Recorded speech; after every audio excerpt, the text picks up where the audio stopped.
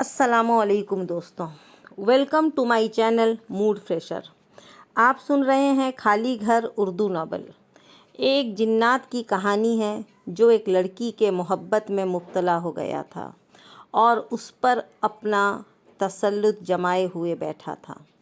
अगर आपको ये वीडियो अच्छी लगे तो इसे लाइक और शेयर ज़रूर करें और तमाम एपिसोड्स के अपडेट के लिए मूड फ्रेशर चैनल को सब्सक्राइब करके बेल नोटिफिकेशन को ऑन कर दें। चलिए सुनते हैं अब आगे। साबरा घर पहुंची तो सबसे पहले उसने नीलम को गले से लगा लिया। मेरी बच्ची, मेरी बेटी कहकर उसकी पेशानी और रुखसारों को चूमा। साबरा का बदला हुआ रूप देखकर नीलम भी अपने दिल पर काबू न रख सकी।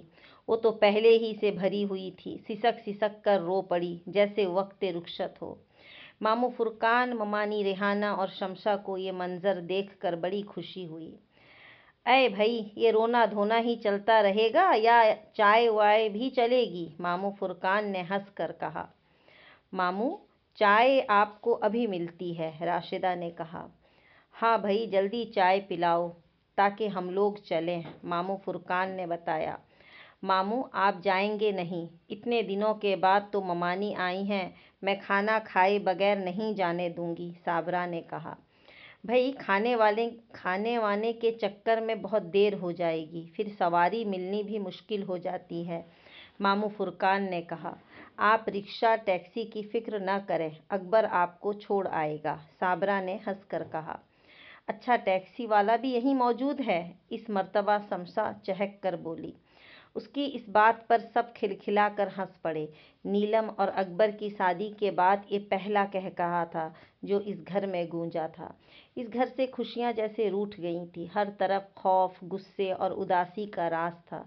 नफरतें उग रही थी। खौफ फल फूल रहा था। घर के मकीन एक दूसरे के चेहरों से बेजार हो गए थे।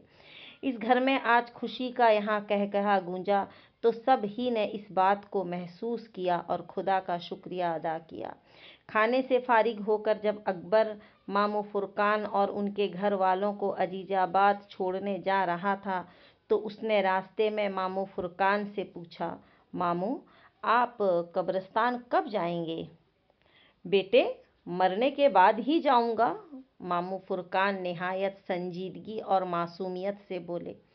अल्लाह ना करे अब्बू, आप कैसी बातें करते हैं? शमशा जो पीछे बैठी थी तड़प कर बोली। मामू, मेरा मतलब था कि आप इस अमल करने के लिए कब्रिस्तान कब जाएंगे? अकबर ने शर्मिंदा होकर कहा। हाँ तो यूं बोलो ना, मामू फुरकान हंस कर बोले। इस अमल के लिए 14वीं रात का होना ज़रूरी है।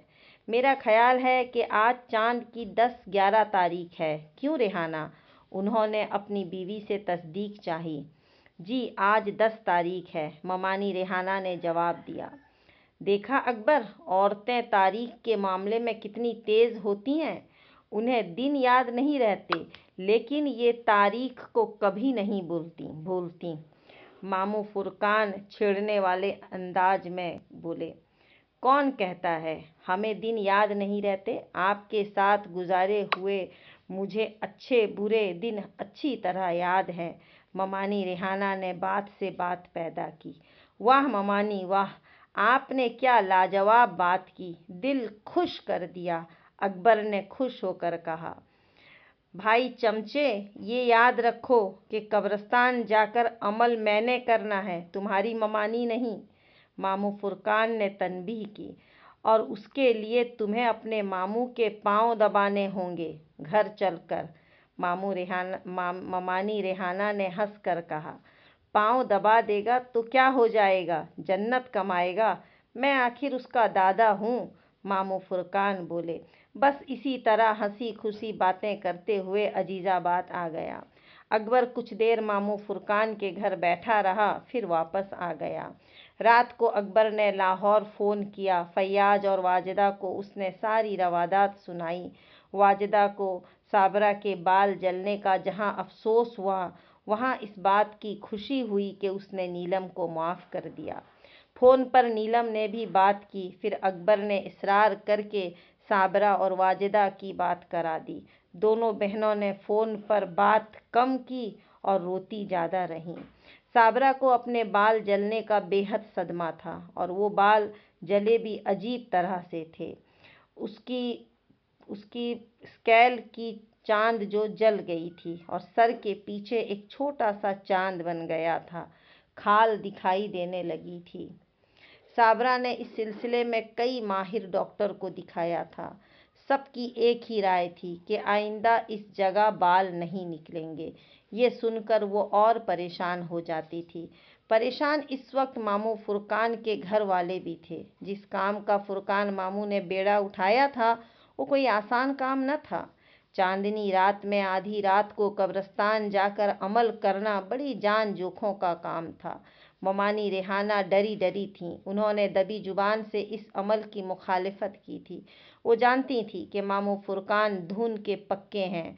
उन्हें दुनिया की कोई ताकत कब्रिस्तान में अमल करने से नहीं रोक सकेगी। इसलिए ममानी रेहाना ने पुरजोर मुखालिफ की थी। वो इतना ज़रूर चाहती थी कि मामू फुरकान अकेले कब्रिस्तान न जाएं, अकबर या बाबर साथ में जाएं उनके। सुने, क्या ऐसा नहीं हो सकता कि आप बाबर को अपने साथ कब्रिस्तान ले जाएं? ममानी रेहाना ने कहा। वो क्यों? मामू फुरकान ने हैरत से पूछा। एक से दो भले, ममानी रेहाना ने सादगी से कहा। मुझे कब्रिस्तान से डर थोड़े ही लगता है, मामू फुरकान बोले। मैं जानती हूँ कि आप एक निडर आदमी हैं, फिर भी क्या हर्ज है अगर आपके साथ कोई चला जाए तो? मैं फिर एक सुई से अपना काम न कर पाऊँगा, मेरा ध्यान बट जाएगा। क्या ज़रूरी है कि जाने वाला आपके पास बैठे? वो कुछ फासले से भी बैठ सकता है, ममानी रेहाना ने राय दी। फिर उसकी हिफाजत का जिम्मेदार कौन होगा? मामू फुरकान ने संजीदगी से कहा। और आपकी हिफाजत का जिम्मेदार कौन होगा? ममानी रेहाना खामोश न रह सकीं। मुझे कुछ नहीं होगा, मैं अपनी हिफाजत खुद कर लूँगा। मैं वहाँ हिसार खींच कर बैठूँगा, मामू फुरकान ने उन्हें समझाया। ममानी रेहाना हिसार का जिक्र सुनकर किसी हद तक मुतमईन हो गई। फिर वो एक बीवी थीं। उनका शौहर कब्रिस्तान में जाकर एक खतरनाक अमल करने वाला था। उनकी परेशानी फितरी थी। फिर 14वीं की वो रात भी आई जिसका मामू फुरकान को इंतज़ार था। उस रात मामू फुरकान ने इशा की नमाज अपने कमरे में पढ़ी। नमाज के बाद वो काफ़ी देर तक वजीफ़ा पढ़ते रहे। खाना उन्होंने आज मगरिब के वक्त खा लिया था। वो कोई 11:30 बजे पढ़ते पढ़ाते रहे, फिर खामोशी से अपने कमरे से बरामद हुए। उन्होंने ममानी रेहाना को आँख के इशारे से बताया कि वो कब्रिस्तान जा रहे हैं, अब फजर के वक्त लौटेंगे। वो दरवाजे की कुंडी लगा लें। शमशा और ममानी उन्हें दरवाजे तक छोड़ने आईं। ममानी रेहाना ने उनकी हिफाजत के लिए कुछ पढ़कर उनकी तरफ फूंक मारी और खुदा हाफिज़ कहकर दरवाज़ा बंद कर लिया। मामू फुरकान पैदल ही कब्रिस्तान की तरफ चल दिए। उनके घर से कब्रिस्तान ज़्यादा दूर न था, कोई आधा मील के फासले पर होगा। इस कब्रिस्तान के कोने पर एक मस्जिद थी। मस्जिद के बाद ही सुनसान रास्ता शुरू हो जाता था। चांद अपने शबाब पर था। वो सामने एक सुनहरी थाल की तरह टंगा हुआ दिखाई दे रहा था। ठंडी और जर्द रोशनी चारों तरफ फैली हुई थी। जाड़ों की चांदनी बड़ी दिलफरेब होती है, लेकिन कब्रिस्तान के इस सन्नाटे में ये चांदनी बड़ी पुरअसरार महसूस हो रही थी। कच्चे रास्ते के दोनों तरफ उगी हुई घनी झाड़ियाँ पुरहैबत मंजर पेश कर रही थी। मामू फुरकान के हाथ में तस्बीह थी। वो मुसलसल पढ़ते हुए तेज़ तेज़ कदमों से कब्रिस्तान में बढ़े चले जा रहे थे। रास्ते में एक दो कुत्ते मिले थे। उन्होंने दूर से भौंकने की कोशिश की थी, लेकिन फिर नज़दीक आकर वो एकदम खामोश हो गए थे और कान दबाकर झाड़ियों में घुस गए थे। कब्रों का सिलसिला शुरू हो चुका था। 12 बजने वाले थे। ये सर्दियों की रोशन रात थी। अच्छी खासी सर्दी थी। मामू फुरकान ने सलवार कमीज़ के ऊपर कोट पहना हुआ था। قبرستان میں آ کر سردی کا احساس زیادہ ہی بڑھ گیا تھا۔ انہوں نے کوٹ کے بٹن بند کر لیے اور جیب سے دستانے نکال کر پہن لیے۔ پھر انہوں نے کندھے سے کمبل اتار کر بائیں ہاتھ پر لیا اور بیٹھنے کے لیے کوئی مناسب جگہ تلاش کرنے لگے۔ تبھی چلتے چلتے ٹھوکر لگی۔ ان کا سیدھا پاؤں کسی ٹھوس چیز سے ٹکرایا تھا اور وہ چیز آگے لڑھکتی چلی گئی تھی۔ ماموں فرقان نے اس لڑھکنے والی چیز پر نظر کی۔ اسے دیکھ کر وہ ایک لمحے کو ٹھٹک گئے۔ تبھی کسی نے بڑے غصے میں کہا، اندھے، دیکھ کر چل۔ یہ آواز اس کھوپڑی سے آئی تھی جو ان کے پاؤں کی ٹھوکر سے لڑھک کر ایک طرف ہو گئی تھی۔ حضرت، آپ راستے میں کیوں پڑے ہیں؟ ماموں فرقان نے بغیر خوف میں مبتلا ہوئے اس کھوپڑی سے مخاطب کیا۔ تو جانتا نہیں کہ یہ کیا ہے؟ ادھر سے آواز آئی۔ ہاں جانتا ہوں، یہ قبرستان ہے، ماموں فرقان نے پورے اطمینان سے کہا۔ یہ ہمارا علاقہ ہے، ہماری مرضی، ہم کہیں بھی گھومیں، ادھر سے سخت لہجے میں کہا گیا۔ پتہ نہیں کب کے مرے ہوئے ہیں آپ، ہڈیاں بھی گل گئی ہوں گی، ایک دیمک زدہ کھوپڑی بچی ہے، لیکن اکڑ ابھی تک ختم نہیں ہوئی آپ کی۔ حضرت، آپ کا قیام کس طرف ہے؟ میں آپ کے سر اقدس کو آپ کی قیام گاہ تک چھوڑ دوں؟ ماموں نے ہنس کر کہا۔ جا، چلا جا، اپنا کام کر، زیادہ نصیحتیں جھاڑنے کی کوشش نہ کر ورنہ پچھتائے گا۔ ماموں فرقان نے پھر کوئی جواب نہ دیا۔ کچھ پڑھ کر کھوپڑی کی طرف پھونکا، ایک شعلہ سا اٹھا اور پھر وہاں کچھ نہ رہا۔ تھوڑی دور جا کر ماموں فرقان نے ایک مناسب جگہ تلاش کی۔ وہاں چھوٹے چھوٹے پتھر پڑے ہوئے تھے، انہیں وہاں سے اٹھا کر ادھر ادھر پھینکا۔ جگہ صاف ہو گئی تو انہوں نے کوٹ کی جیب سے ایک چاقو نکالا۔ وہ کوئی 7-8 انچ لمبے پھل کا رامپوری چاقو تھا۔ یہ چاقو ماموں فرقان کے پاس بہت عرصے سے تھا۔ یہ انہوں نے علی گڑھ کی نمائش سے خریدا تھا۔ چاقو کھول کر اس کی نوک سے زمین پر حصار کھینچا۔ حصار کھینچتے ہوئے وہ کچھ پڑھ رہے تھے۔ ان کے کانوں میں کہیں دور سے گیدڑوں کے بولنے کی آوازیں آ رہی تھیں۔ ان آوازوں پر انہوں نے کوئی خاص توجہ نہ دی، وہ اپنے کام میں منہمک رہے۔ حصار کھینچنے کے بعد انہوں نے چاقو زمین میں گاڑ دیا۔ پھر انہوں نے کمبل کھولا، اسے اپنے کندھوں پر ڈال دیا اور زمین میں اکڑوں بیٹھ گئے۔ اکڑوں بیٹھتے ہی انہیں یوں لگا جیسے وہ کسی برف پوش پہاڑی کی چوٹی پر بیٹھ گئے ہوں۔ انتہائی سردی تھی، ان کے دانت بجنے لگے، جسم میں کپکپی دوڑ گئی۔ اچانک ہی ہواؤں کے تیز جھکڑ چلنے لگے۔ ماموں فرقان نے بائیں ہاتھ سے چاقو کے دستے کو تھام لیا اور بلند آواز سے کچھ پڑھنے لگے۔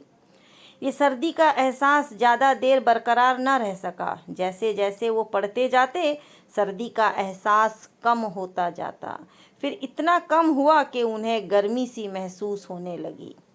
اب انہوں نے چاقو سے اپنا ہاتھ ہٹا لیا اور نظریں اس پر گاڑ دیں۔ گرمی آہستہ آہستہ بڑھتی جا رہی تھی۔ انہیں یہ محسوس ہو رہا تھا کہ سامنے ہی کسی نے آگ بھڑکا دی ہو۔ ان کی نظریں چاقو پر تھیں، لیکن انہیں اپنے سامنے آگ کے شعلے اپنی طرف بڑھتے ہوئے محسوس ہو رہے تھے۔ ماموں فرقان نے اپنی توجہ بٹانے کے لیے ایک مرتبہ پھر زور زور سے پڑھنا شروع کر دیا۔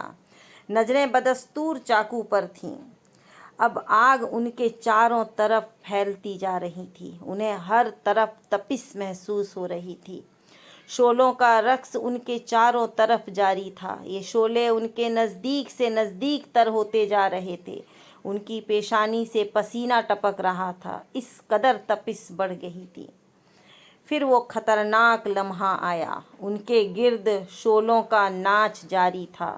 یہ شیطانی آگ انہیں زندہ جلانے پر تلی ہوئی تھی، لیکن پھر وہ خطرناک لمحہ ان کے سر سے گزر گیا۔ یہ جہنمی آگ ان کا کچھ نہ بگاڑ سکی۔ جیسے جیسے آگ کے شعلے ان کے نزدیک تر ہوتے گئے، ان کی تپش سرد ہوتی گئی، یہاں تک کہ ان کے گرد ہونے والا شعلوں کا ناچ بالکل سرد پڑ گیا۔ ان کے چاروں طرف بھڑکی ہوئی آگ اس طرح ٹھنڈی پڑ گئی جیسے اس پر بارش برس پڑا ہو۔ ماموں فرقان نے سکون کا سانس لیا۔ یہ شعلوں کا ناچ اتنا بھیانک اور خوف میں مبتلا کر دینے والا تھا کہ اگر ماموں فرقان ذرا بھی کم ہمتی کا مظاہرہ کرتے اور آگ سے بچنے کے لیے بھاگ کھڑے ہوتے تو اس وقت وہ قبرستان میں راکھ بنے پڑے ہوتے، ڈھونڈنے والوں کو ان کی ہڈیاں بھی نہ ملتیں، اس قدر خطرناک آگ تھی وہ۔ ماموں فرقان ابھی تک اکڑوں بیٹھے ہوئے تھے، اب وہ سرد زمین پر آلتی پالتی مار کر بیٹھ گئے۔ انہوں نے کمبل کو کندھوں سے اتار کر کمر کے گرد لپیٹ لیا، اسے اپنے نیچے دبا لیا اور ٹانگوں پر اچھی طرح پھیلا لیا۔ تسبیح ان کے ہاتھ میں تھی اور وہ بڑے اطمینان سے کچھ پڑھ کر ایک ایک دانہ ہاتھ سے چھوڑتے جاتے تھے۔ 1 گھنٹے تک کوئی واقعہ رونما نہ ہوا۔ قبرستان پر موت کا سناٹا طاری رہا۔ کبھی کبھی دور سے گیدڑ اور کتوں کے رونے کی آوازیں سنائی دے جاتیں۔ کوئی 1:30 بجے کے قریب ماموں فرقان کے کانوں میں کچھ آوازیں آتی محسوس ہوئیں۔ کچھ انسانوں کے دھیرے دھیرے بولنے کی آوازیں تھیں۔ پھر انہیں سامنے سے روشنی دکھائی دی۔ کوئی شخص اپنے ہاتھ میں پیٹرومکس اٹھائے آہستہ آہستہ چلا آ رہا تھا۔ انہوں نے نظر اٹھایا، سامنے کوئی 30-40 آدمی نظر آئے۔ وہ سب سفید کپڑوں میں تھے، یوں لگتا تھا جیسے سب کے سب کفن پہنے ہوئے ہیں۔ ان کے کندھوں پر ایک جنازہ تھا۔ پھر ان لوگوں نے ماموں فرقان کے نزدیک ہی اس جنازے کو رکھ دیا اور وہ سارے لوگ جنازے کی چاروں طرف اکٹھا ہو گئے۔ پیٹرومکس زمین پر رکھ دیا گیا۔ پیٹرومکس کی روشنی ان کفن پوشوں کے درمیان سے گزرتی ماموں فرقان تک پہنچ رہی تھی۔ ماموں فرقان کا ہاتھ تسبیح کے دانوں سے کھیل رہا تھا اور ان کی نظریں سامنے تھیں۔ انہوں نے دیکھا کہ ان میں سے کئی لوگ قبر کھودنے میں لگے ہوئے ہیں۔ قبر بہت تیزی سے کھودی جا رہی تھی۔ قبر کھودنے کے بعد جنازے کو قبر میں اتار دیا گیا۔ جنازے کو قبر میں اتارے جانے کے ساتھ ہی ایک شور اٹھا۔ یہ بین کرنے کی آوازیں تھیں۔ یوں لگ رہا تھا جیسے بہت سی عورتیں ایک ساتھ رو رہی ہوں۔ رونے کی آوازوں سے معلوم ہوا کہ وہ کفن پوش مرد نہ تھے، ساری عورتیں تھیں۔ یہ رونے کی آوازیں اس قدر تیز تھیں کہ پاس پڑوس کی آبادی تک پہنچ رہی ہوں گی۔ ہو سکتا ہے کہ قبرستان کا گورکن بھی ان آوازوں کو سن کر یہاں تک پہنچ جائے۔ یک لخت رونے کی آوازیں بند ہو گئیں۔ پیٹرومکس بھی بجھا دیا گیا۔ اب ان کفن پوشوں نے چلنا شروع کر دیا۔ ماموں فرقان نے دیکھا کہ وہ انہی کی طرف آ رہے تھے۔ اب انہوں نے زور زور سے پڑھنا شروع کر دیا۔ وہ کیا بول رہے تھے یہ سمجھ میں نہیں آ رہا تھا۔ بہرحال اب ساری آوازیں مردانہ تھیں۔ وہ سارے کفن پوش لوگ ماموں فرقان سے کوئی 10 فیٹ کے فاصلے پر بیٹھ گئے۔ 30-40 کفن پوش اس طرح آگے پیچھے بیٹھے اور کھڑے ہو گئے جیسا اپنا گروپ فوٹو بنوا رہے ہوں۔ ان کفن پوشوں کے چہرے نظر نہیں آ رہے تھے۔ انہوں نے لمبے لمبے گھونگھٹ نکالے ہوئے تھے۔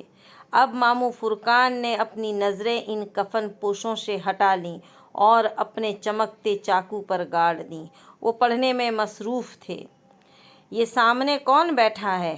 اچانک ان کے پیچھے سے آواز آئی اور یہ آواز بھی ان کے مرحوم والد کی تھی۔ یہ اپنا فرقان ہے، اسے نہیں پہچانتے؟ یہ ان کی مرحوم والدہ کی آواز تھی۔ یہ آواز بھی ان کے پیچھے سے آئی تھی۔ ایک ایسا نفسیاتی حربہ تھا کہ اگر وہ ان آوازوں کے فریب میں آ کر پیچھے مڑ کر دیکھ لیتے تو سارا عمل بگڑ جاتا۔ ماموں فرقان خاموشی سے چاقو پر نظریں گاڑے اپنا کام کرتے رہے۔ فرقان، ارے او فرقان! ان کی والدہ کی آواز آ رہی تھی۔ بالکل ان کی ماں کا لہجہ تھا۔ ارے تو بولتا کیوں نہیں؟ کیا تو اپنی ماں کو نہیں پہچانتا؟ اس سے پوچھ کہ یہ قبرستان میں بیٹھا کیا کر رہا ہے؟ اس مرتبہ والد کی آواز آئی۔ ہاں، ایسی سخت سردی میں تو یہاں کیا کر رہا ہے؟ والدہ نے براہ راست سوال کیا۔ یہ جو کچھ بھی کر رہا ہے سخت بیوقوفی کر رہا ہے، اسے اپنا انجام کا نہیں پتہ، والد نے تنبیہ کی۔ کیوں؟ کیوں؟ والدہ کی گھبرائی ہوئی آواز آئی۔ کیا ہونے والا ہے اس کے ساتھ؟ ماموں فرقان نے اچانک ہاتھ بڑھا کر چاقو اپنے گرفت میں لے لیا، پھر ایک جھٹکے سے چاقو کو زمین سے نکال لیا، کچھ پڑھ کر چاقو کی نوک پر 3 بار پھونک ماری، پھر اس کی نوک زمین پر ضرب کا نشان بنایا اور اپنا ہاتھ فضا میں بلند کر کے زور سے زمین پر گاڑ دیا۔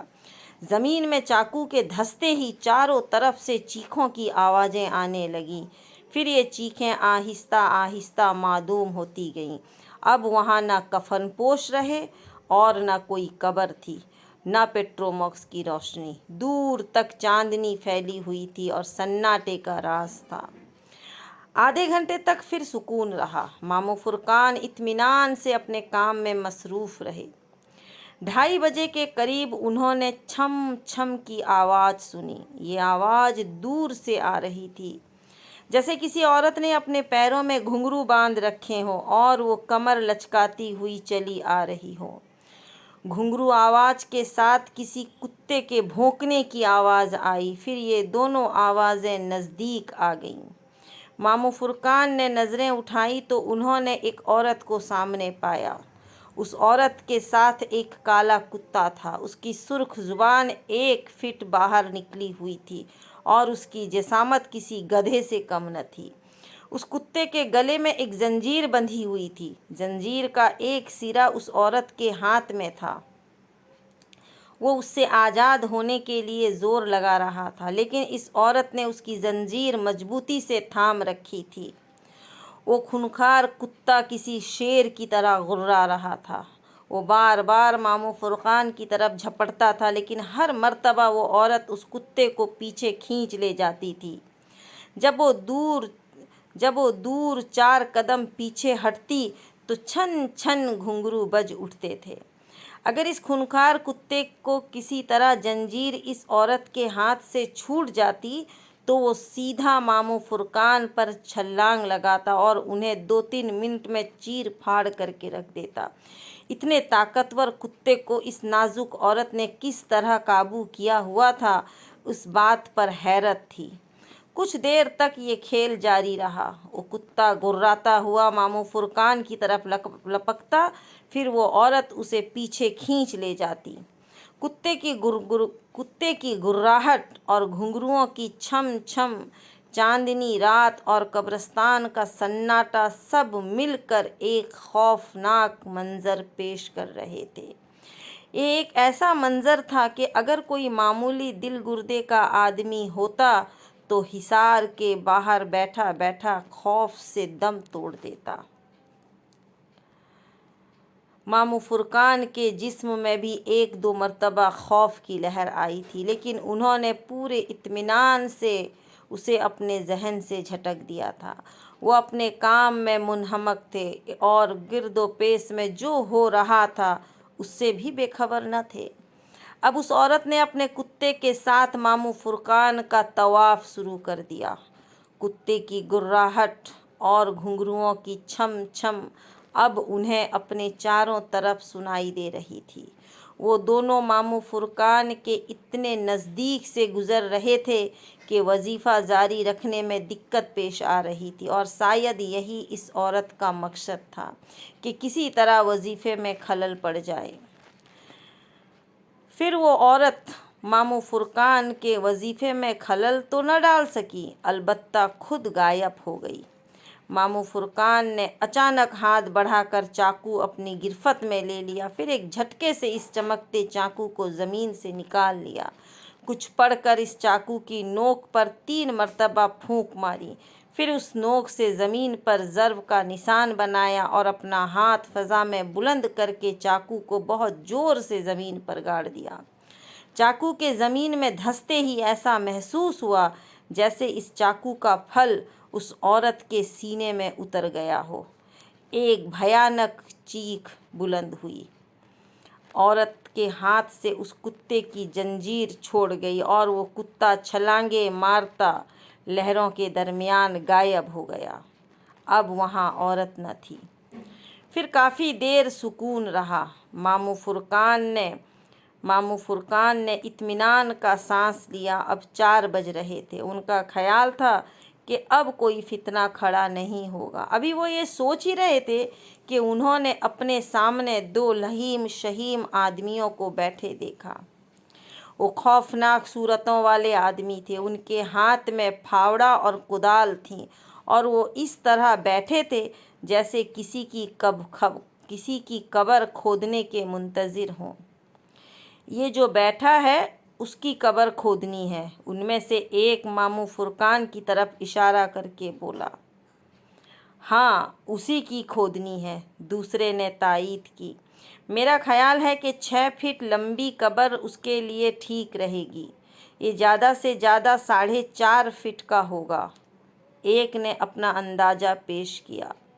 اگر یہ 4.5 فٹ کا ہے تو 6 فٹ کی قبر کھودنے کی کیا ضرورت ہے؟ 4.5 فٹ ہی ٹھیک رہے گی، ذرا اس کو دبا کر رکھیں گے اس میں۔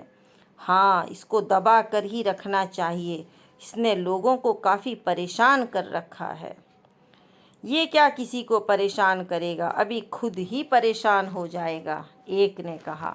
وہ کیسے؟ دوسرا بولا۔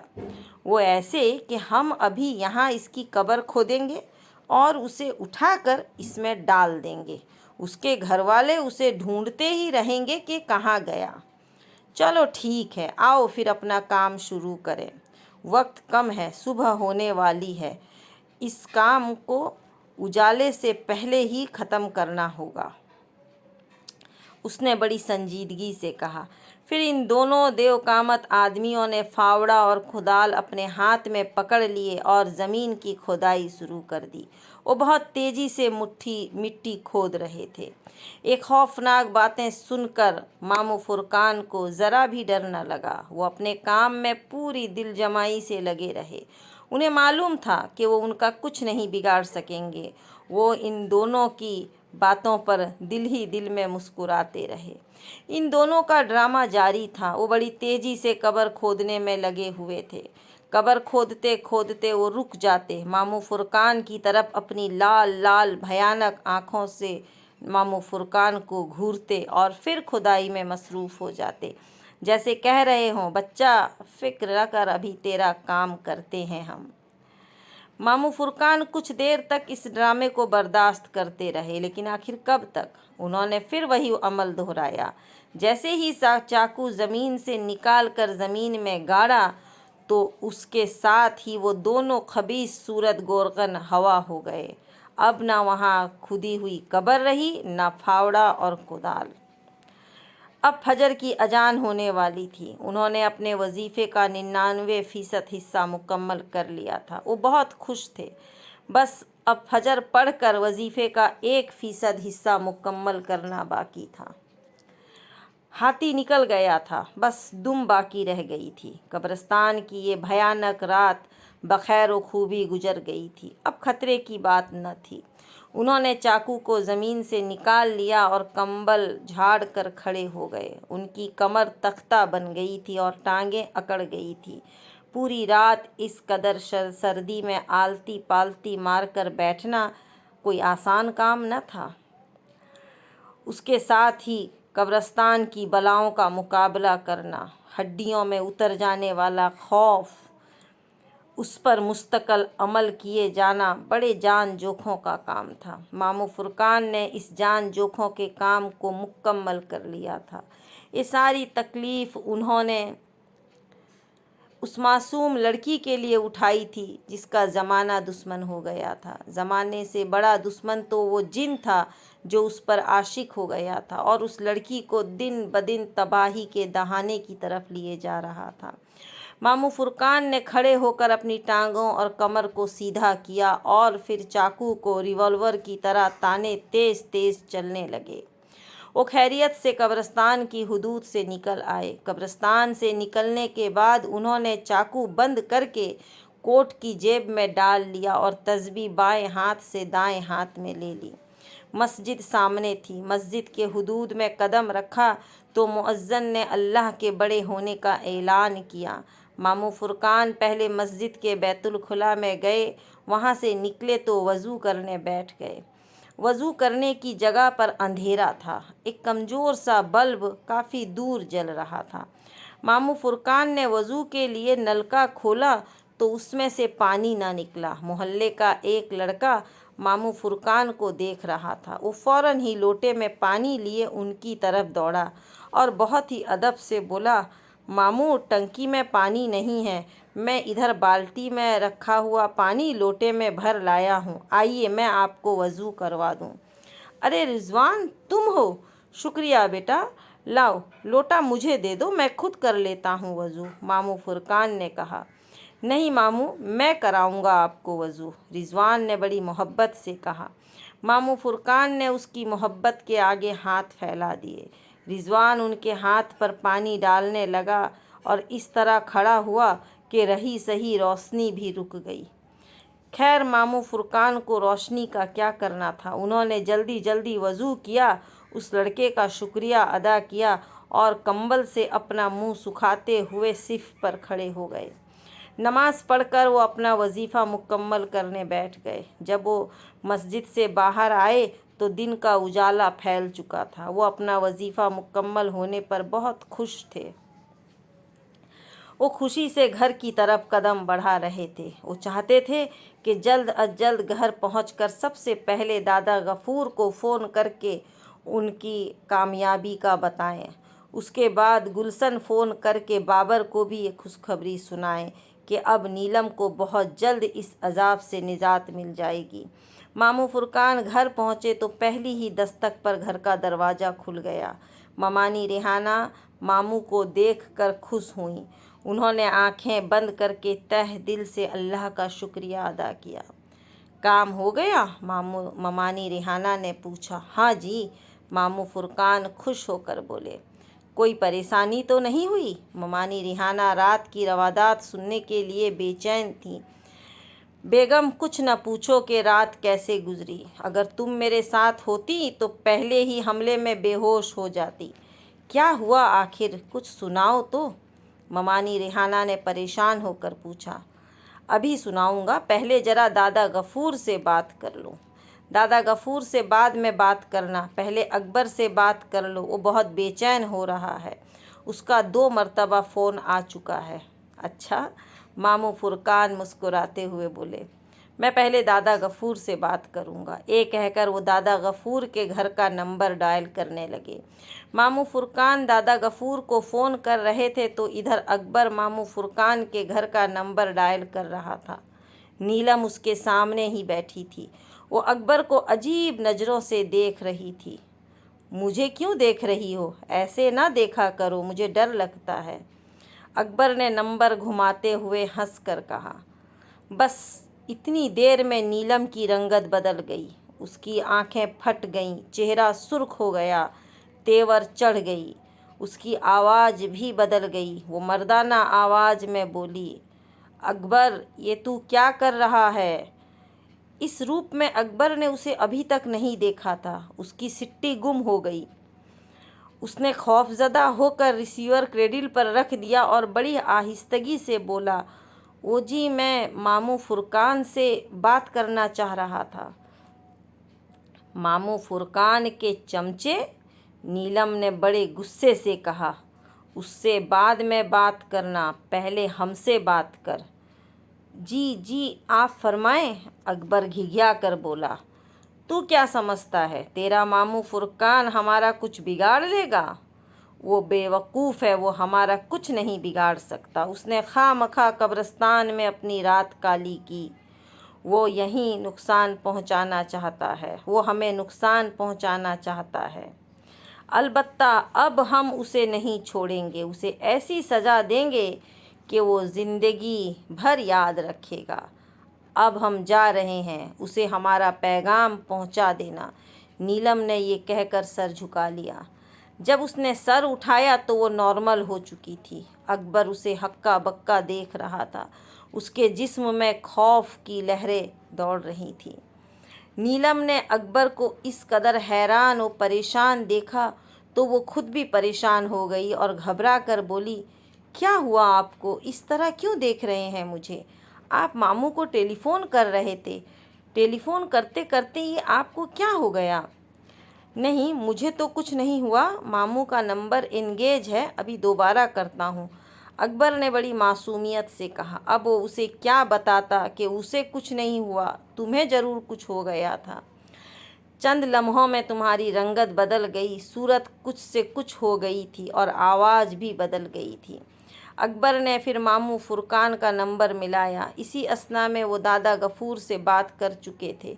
टेलीफोन की घंटी बजते ही वो समझ गए कि ये अकबर का फ़ोन है, लिहाजा उन्होंने रिसीवर उठाते ही हेलो नहीं कहा बल्कि यूं बोले, जी अकबर साहब। अकबर अपना नाम सुनकर हैरान रह गया। वो बोला, मामू आपको कैसे मालूम हुआ कि ये मेरा फ़ोन है? बस एक अंधेरे में तीर चलाया था, यूं समझो कि तुक्का लग गया, मामू फुरकान ने हंस कर कहा। मामू खैरियत तो रही, काम हो गया? अकबर असल मकसद पर आ गया। हाँ बिल्कुल काम हो गया, मैंने अभी दादा गफूर से भी बात कर ली है, आइंदा क्या करना है ये समझ लिया है। मुझे इस वक्त नींद आ रही है, 1 घंटे सो लूँ, फिर दुकान का एक चक्कर लगा कर तुम्हारे घर आता हूँ। नीलम तो ठीक है? मामू फुरकान ने पूछा। जी नीलम ठीक है, इस वक्त मेरे सामने ही बैठी है, अकबर ने बताया।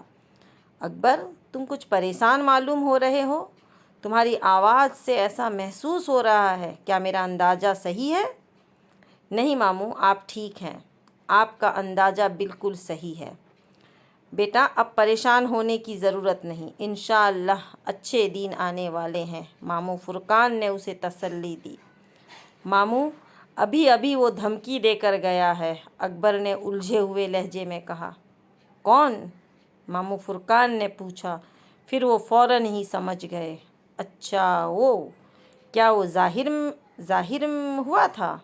जी मामू, अकबर ने बताया। फिर बोला, मामू आप 1 मिनट होल्ड करें। अच्छा, मामू फुरकान ने कहा। फिर उन्होंने सुना कि अकबर नीलम से कह रहा था, नीलम तुम अम्मी के कमरे में चलो, मैं मामू से बात करके आता हूँ, और देखो ज़रा दरवाज़ा बंद कर जाना। फिर मामू फुरकान ने दरवाज़ा बंद होने की आवाज़ सुनी तो वो बोले, अकबर खैरियत तो है? मामू अभी कुछ देर पहले मैं आपको फ़ोन करने की कोशिश कर रहा था कि नीलम की अचानक आवाज़ बदल गई। वो मर्दाना आवाज़ में बोलने लगी। फिर नीलम ने जो जो कहा था वो अकबर ने मामू फुरकान के गोश गुजार कर दिया। तो उसको पता चल गया कि मैं रात कब्रिस्तान में था, मामू फुरकान ने सोचते हुए कहा। न सिर्फ उसे पता चल गया बल्कि उसने न भूलने वाली सज़ा देने की धमकी भी दे दी है। मैं देख लूँगा उसे, तुम फिक्र ना करो, मैं अभी दोपहर तक पहुँचता हूँ तुम्हारी तरफ। जी बेहतर, आप आइए मामू, अकबर ने कहा और रिसीवर क्रेडिल पर रख दिया। मामू फुरकान ने दोपहर को गुलशन जाना था लेकिन वो वहाँ न जा सके, उसके बजाय हस्पताल पहुँच गए। वो पूरी रात के जागे हुए थे, फिर बैठे रहने की वजह से उनके जिस्म का अंग अंग दुख रहा था। शदीद थकन थी, शदीद नींद थी। उन्होंने जल्दी जल्दी उल्टा सीधा नाश्ता किया और अपने कमरे में जाकर लिहाफ ओढ़ कर सो गए। सोने से पहले उन्होंने ममानी रिहाना को ताकीद की कि वो उन्हें 2 घंटे के बाद उठा दें, कहीं वो शाम तक सोते ही न रह जाएं। 2-2.5 घंटे के बाद जब ममानी रिहाना ने उन्हें उठाने के लिए उनके चेहरे से लिहाफ हटाया तो वो कांप कर 2 कदम पीछे हट गईं। ये मामू फुरकान का चेहरा न था।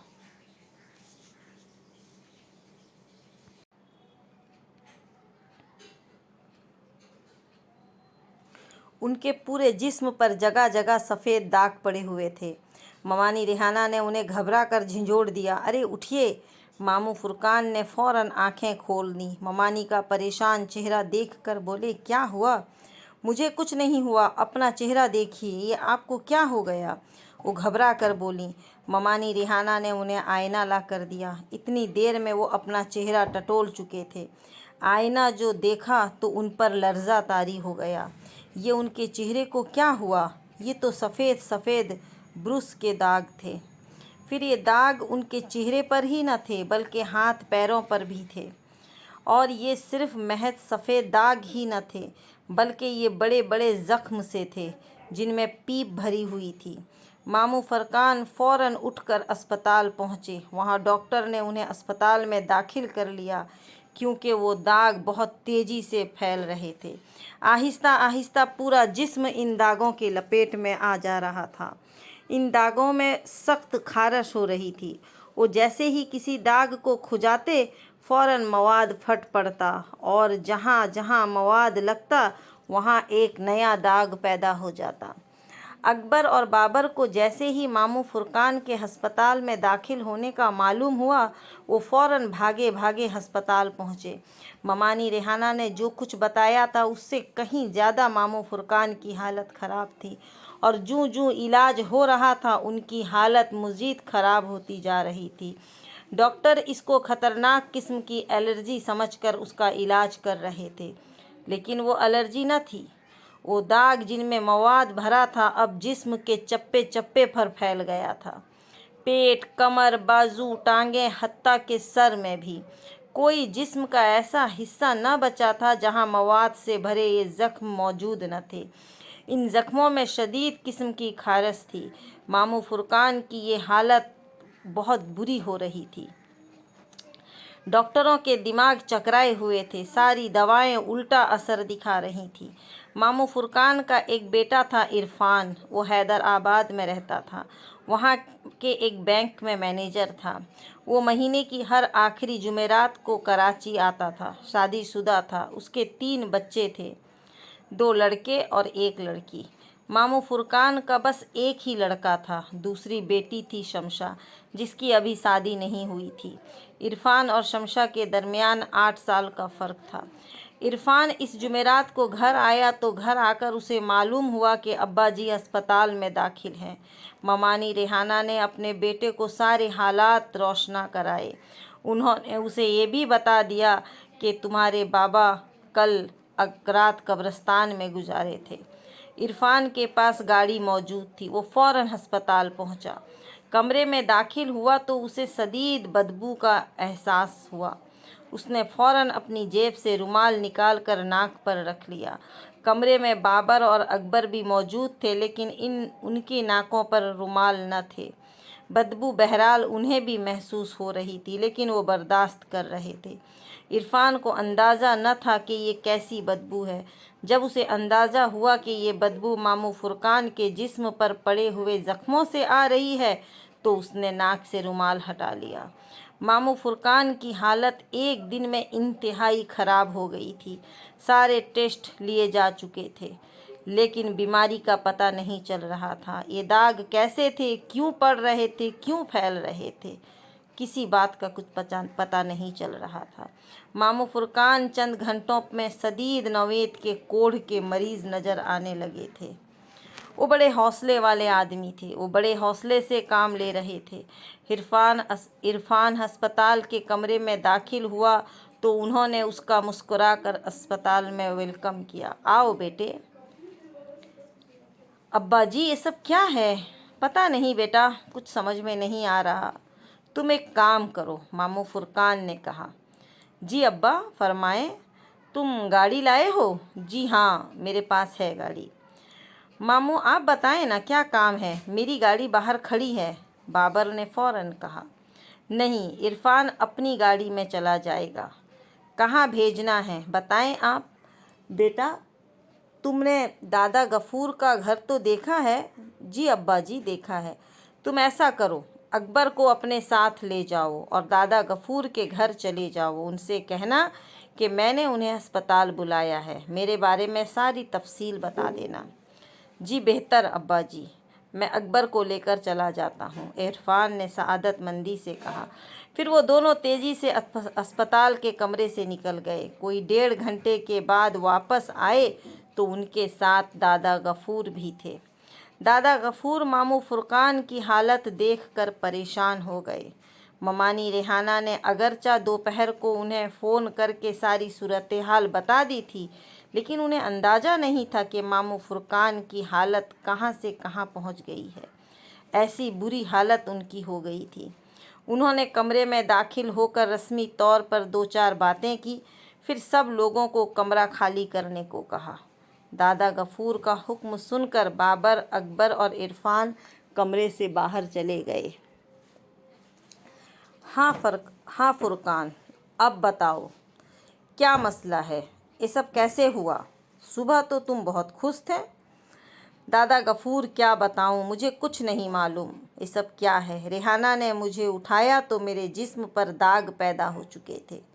ڈاکٹر کیا کہتے ہیں؟ دادا غفور نے پوچھا۔ ان کی سمجھ میں بھی کچھ نہیں آ رہا۔ وہ اسے اب تک شدید قسم کی الرجی سمجھ رہے تھے، لیکن اب وہ بھی مایوس ہو چکے ہیں۔ مجھے ذرا قبرستان کا حال تفصیل سے سناؤ تو، دادا غفور نے کہا۔ ماموں فرقان نے قبرستان میں جو بیتی تھی وہ جلدی جلدی تمام حال دادا غفور کو کہہ سنائی۔ پھر انہوں نے مسجد جانے اور وضو کرنے کا ذکر کیا تو دادا غفور کو جیسے ڈنک سا لگا۔ اوہ میرے اللہ! دادا غفور نے انتہائی فکر مند ہو کر کہا۔ تمہیں وضو کرانے والا لڑکا کون تھا؟ وہ رضوان تھا۔ دادا غفور، میرے گھر کے نزدیک ہی رہتا ہے، ماموں فرقان نے بتایا۔ تمہارا خیال ہے کہ وہ رضوان ہی تھا تمہارا پڑوسی؟ دادا غفور نے تصدیق چاہی۔ ہاں بالکل، ماموں فرقان نے وثوق سے کہا۔ بہت اچھا لڑکا ہے، بڑا سعادت مند۔ اب میری سمجھ میں ساری بات آ گئی، دادا غفور سوچتے ہوئے بولے۔ وہ کیا دادا؟ ماموں فرقان نے پوچھا۔ فرقان، تم سے بڑی بھول ہو گئی ہے، دادا غفور نے ہاتھ ملتے ہوئے کہا۔ دادا غفور، آپ کہنا کیا چاہ رہے ہیں؟ ماموں فرقان پریشان ہو کر بولے۔ میں یہ کہنا چاہ رہا ہوں کہ ابھی دادا غفور کی بات پوری بھی نہ ہوئی تھی کہ نیلم غصے میں بھری کمرے میں داخل ہوئی۔ نیلم عجیب انداز سے کمرے میں داخل ہوئی تھی۔ اس کا چہرہ لوہے کی طرح تپا ہوا تھا، اس کی آنکھوں میں انگارے بھرے ہوئے تھے، ہونٹ نفرت سے سکڑے ہوئے تھے۔ وہ کچھ اس طرح کمرے میں داخل ہوئی تھی کہ چند لمحوں کے لیے دادا غفور کی آنکھیں جھک گئی تھیں۔ اس کے گلے میں دوپٹہ تھا، نہ کوئی اور چیز تھی۔ سردی کے باوجود بدن پر سویٹر بھی نہ تھا، پیروں میں چپل یا سینڈل کچھ بھی نہ تھے۔ وہ اس حالت میں گھر سے ہسپتال پہنچ گئی تھی۔ غفور، تو اسے کیا بتانا چاہ رہا تھا؟ اب میرے سامنے بتا، میں بھی تو ذرا سنوں، نیلم نے مردانہ آواز میں کہا۔ لہجے میں شدید غصہ ٹپک رہا تھا۔ وہ ہماری آپس کی بات تھی، دادا غفور نے بڑے اطمینان سے کہا۔ آپ بتائیے، آپ کا کیسے آنا ہوا اس وقت یہاں اسپتال میں؟ تم لوگ جو کھیل کھیل رہے ہو اس کا انجام دیکھ لیا، اور یہ ابھی کچھ نہیں ہے، آگے آگے دیکھتے جاؤ کیا ہوتا ہے۔ تم نے سید پور کے جن سے ٹکر لی ہے، اب دیکھو بات کہاں تک پہنچتی ہے۔ اس فرقان کا تو میں وہ حسر کروں گا کہ زندگی بھر یاد کرے گا، اور بڈھے چھوڑوں گا تو میں تجھے بھی نہیں۔ تیرے اشاروں پر ناچ رہا ہے، میں اچھی طرح جانتا ہوں۔ نیلم غصے میں بولے چلی جا رہی تھی۔ ہر بات کی ایک حد ہوتی ہے۔ میں نے تم دونوں کو بہت ڈھیل دینے کی کوشش کی ہے۔ میرا خیال تھا کہ زبانی تنبیہوں سے سنبھل جاؤ گے، تم میرے راستے سے ہٹ جاؤ گے، لیکن تم لوگوں نے شاید مجھے پانی کا بلبلا سمجھ لیا ہے۔ تم لوگ پھونک مارو گے اور میں ہوا میں تحلیل ہو جاؤں گا۔ تم لوگوں نے کیا سمجھا ہے؟ میں تم لوگوں کے بس کا نہیں ہوں۔ میں تم لوگوں کے قابو میں آنے والی چیز نہیں ہوں۔ میرے راستے سے ہٹ جاؤ، ورنہ وہ تباہی پھیلے گی کہ دنیا دیکھے گی۔ میں ایک بات پوچھنا چاہتا ہوں، جواب دیں گے؟ دادا غفور نے اس کی خوفناک دھمکی کو نظر انداز کرتے ہوئے پوچھا۔ ہاں کہو، نیلم کے لہجے میں وہی کرختگی تھی۔ چلیں، ہم لوگ تو آپ کے پیچھے پڑے ہیں، اس لیے آپ ہمیں نقصان پہنچانے کے در پہ ہیں، لیکن اس لڑکی نے آپ کا کیا بگاڑا ہے؟ اس کے پیچھے آپ کیوں پڑے ہیں؟ ہم اس پر عاشق ہیں، اسے ہم کبھی نہیں چھوڑیں گے، واضح اور دو ٹوک جواب ملا۔ آپ کے ارادے کیا ہیں؟ پوچھا گیا۔ تو ہمارے ارادے کیا پوچھتا ہے؟ قبر میں پیر لٹکائے بیٹھا ہے تو، اپنا ارادہ بتا۔ ہمارے ارادے تو آپ کے سامنے ہیں، وہ تو فرقان سے ذرا سی چوک ہو گئی ورنہ اڑ گئے ہوتے آپ۔ دادا غفور نے نیلم کے غصے کی پرواہ نہ کرتے ہوئے بڑے سکون سے کہا۔ مر گئے ہمیں اڑانے والے۔ نیلم نے یہ کہہ کر کہا لگایا اور دادا غفور کو گھور کر دیکھا۔ وظیفہ مکمل ہونے والا تھا، بس فرقان سے ذرا بد احتیاطی ہو گئی۔ وہ عمل کے مکمل خوش ہونے کی خوشی میں آپ کو پہچان نہ سکا۔ اس نے اپنا پڑوس کا لڑکا سمجھ کر وضو کر لیا۔ اسے کیا معلوم تھا کہ کس پانی سے وہ وضو کر رہا ہے۔ دادا غفور نے بتایا، اسی لیے بار بار سمجھا رہا ہوں کہ ہم سے ٹکر مت لے۔ نیلم نے خشک لہجے میں کہا، ٹکر تو ہم نے آپ سے لے لی ہے، اب دیکھنا یہ ہے کہ جیت کس کی ہوتی ہے۔ ان چھوٹے موٹے حربوں سے ہم ڈرنے والے نہیں ہیں۔ دادا غفور نے نیلم کی آنکھوں میں آنکھیں ڈال کر کہا، مجھے معلوم تھا کہ تم لوگ باز آنے والوں میں سے نہیں ہو۔ خیر کوئی بات نہیں، اب نتائج کے ذمہ دار ہوگے آپ لوگ، میں چلتا ہوں۔ یہ کہہ کر نیلم مڑی اور دروازہ کھول کر تیزی سے باہر نکل گئی۔ دادا غفور اس کے پیچھے دروازے تک آئے۔ انہوں نے دروازے سے نکل کر دیکھا، نیلم کا لمبی راہداری میں دور تک پتہ نہ تھا۔ وہ دروازے سے باہر نکلتے ہی غائب ہو گئی۔ اب کیا ہوگا دوستوں؟ کس طرح اب اسیت پور کا جن ماموں فرقان اور دادا غفور کو پریشان کرے گا؟ جاننے کے لیے سنتے ہیں اس کی اگلی ایپیسوڈ۔